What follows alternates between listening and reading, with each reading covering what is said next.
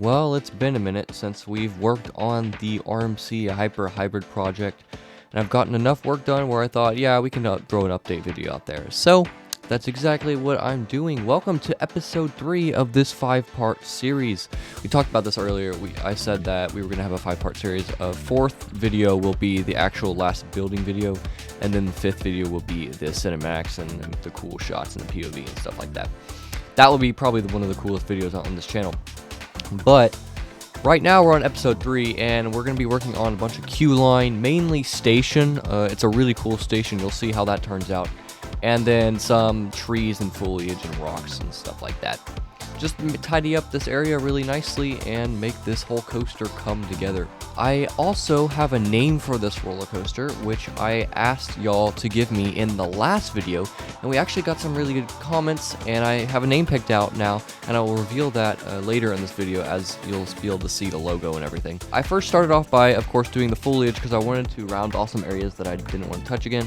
And then I immediately went to work on the sign for this main coaster with the entrance right there. And I really want to give a shout out to Nick for coming up with a name for this roller coaster, and that name is Dandaria. I don't know if I'm pronouncing that right, but that's the name they come up with. It's a really cool name, and it fits the roller coaster, I think. I actually don't know what a Dandaria is. The internet doesn't give any really good search options for it. It doesn't really pull up if you search it. Yeah, it's just nowhere on the internet. The only thing I could find was like a baby name, which obviously this is not it's a roller coaster, so it's not a baby, it's more of a beast, so we can't have that. So I went for more of a modern theme for this roller coaster, and I had that in mind since the very beginning of this project. But I thought, yeah, this name sounds very, not sci-fi, but more of a modern theme.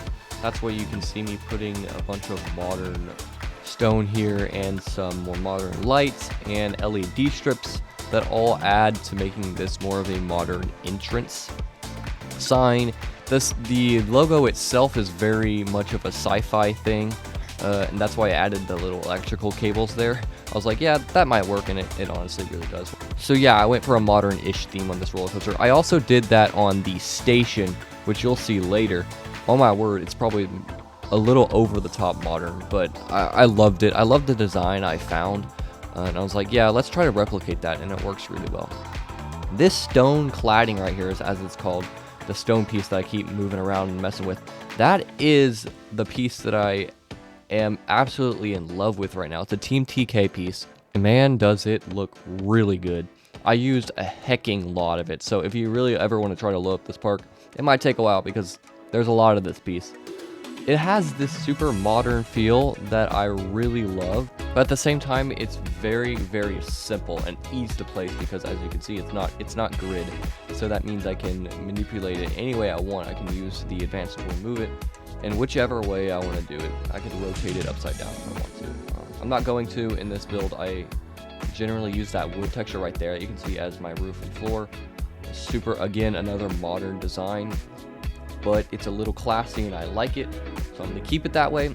And then I just use the wood dimension pieces on top of this to put like a little railing so that you can't see through the hollow wall, because technically in Planet Coaster this is hollow, but we don't talk about that.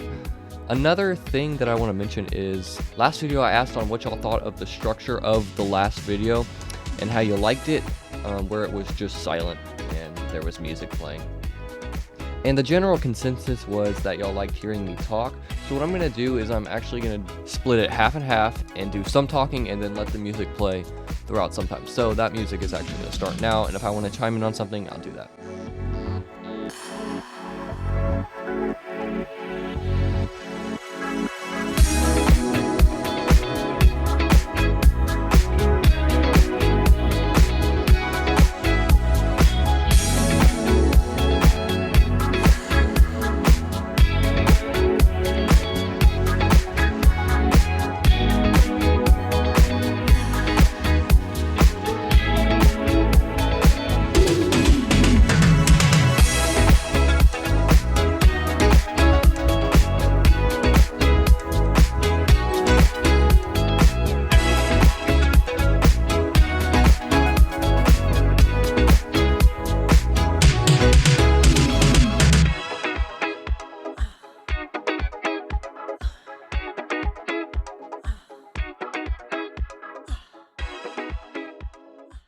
So as you can see, the modern style architecture here coming on in the station, it is going to have a glass roof. You'll see that later, but I thought, yeah, let's have some really cool natural sunlight coming into the station.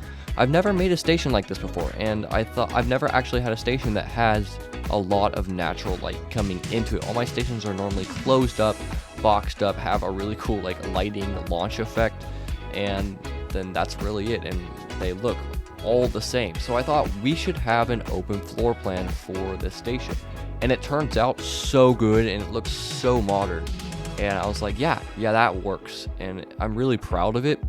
It wasn't that hard either. It was just these wooden, I don't know what these are called, I think they're the haunted house big beams, and I just placed those at some weird angles, and then I copied that around, and bang, you got yourself a station.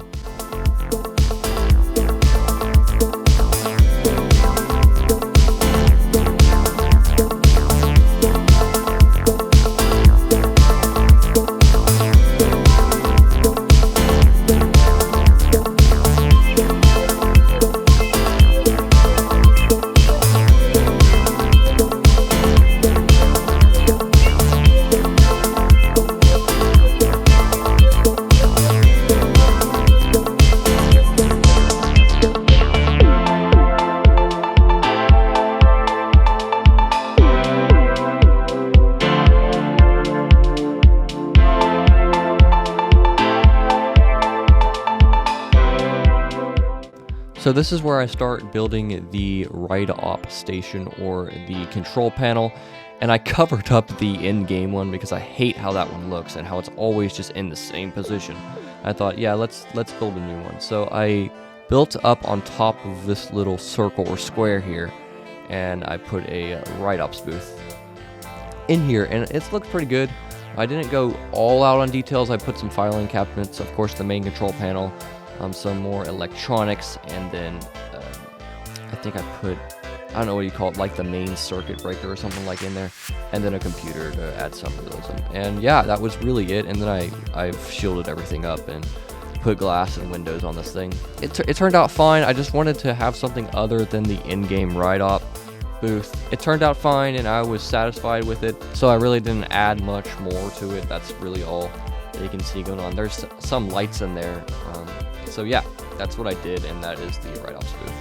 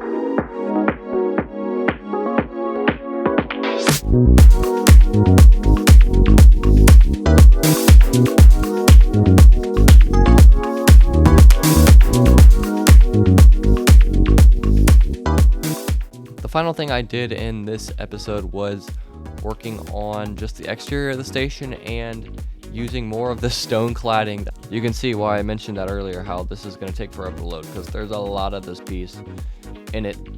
And then other than that, I worked on some more fencing on the queue and some more foliage, and that really rounded up the episode, and I left it there. So in the next episode, you can expect the end, so wrap up work, any loose ends that are just hanging around on the project, those are going to finish. This whole plaza will be finished, and just lighting of the coaster, that's going to be something that's going to be a lot. So I hope y'all enjoyed, and I will see y'all in the next episode, episode 4, to finish off this project.